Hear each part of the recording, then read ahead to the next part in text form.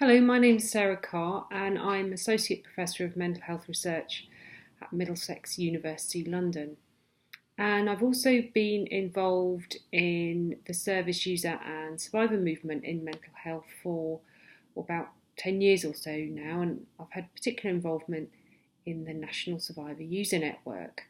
So I'm very interested in co-production in mental health, and I was really glad to be involved in this seminar series. Some of my thinking about co-production has come from my interest in exploring the current conditions in mental health services and some of the unique characteristics that mental health services have that could prove challenging for co-production. I know that a lot of people are actually trying to do co-production on the front line, but don't own it or name it. And a lot of the discussion about co-production has been at quite sort of a policy level.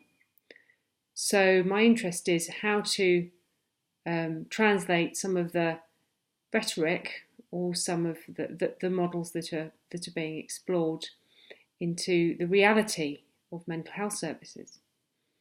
And I think understanding the reality of mental health services, and to understand that, you need to understand some of the history of mental health services and to understand where we've come from in order to assess what the conditions are like now for co-production in mainstream mental health services.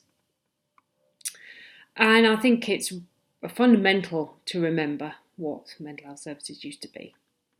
And they were asylums. They were institutions with particular characteristics. So people with mental health problems were locked away from society in asylums and institutions that were characterised by some very oppressive power relationships between the staff of the institutions and the patients in them, as they were then. So very rigid roles there between patients who were pretty powerless and staff who had an awful lot of power in the institution.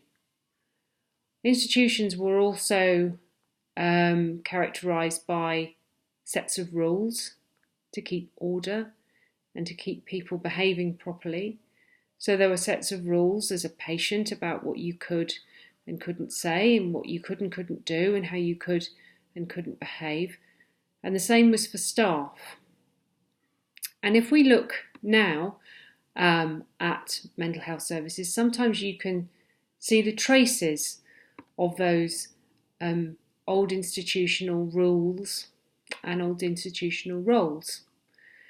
And I think those rules and roles are particularly challenging if we're thinking about doing co-production, which implies having equal relationships between service users and staff and other actors in a co-production initiative.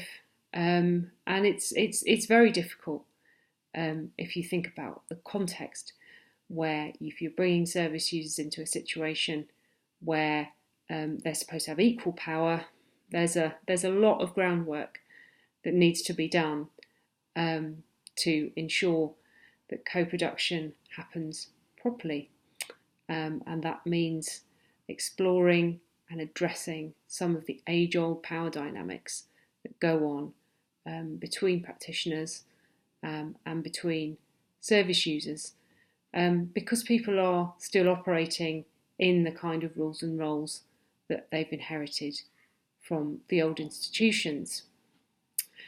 And it's important because if co-production is about people bringing knowledge and assets and understanding that people might bring knowledge and assets from lived experience and knowledge and assets through professional training, but they both have equal value in trying to make things better.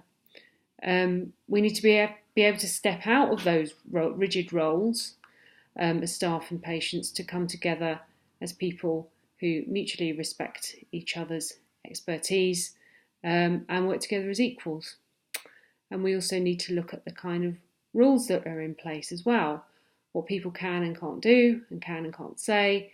Those kind of rules that were developed in the mental health system around what staff and patients can and cannot do or say really need to be examined, worked through and set aside if we're going to have co-production processes in mental health services that achieve equality between the people involved. So a lot of challenges there really for getting the groundwork right in mental health because of the history of mental health services in the UK and the traces of the institution, so the rules and roles that we're left with, even though we no longer have asylums.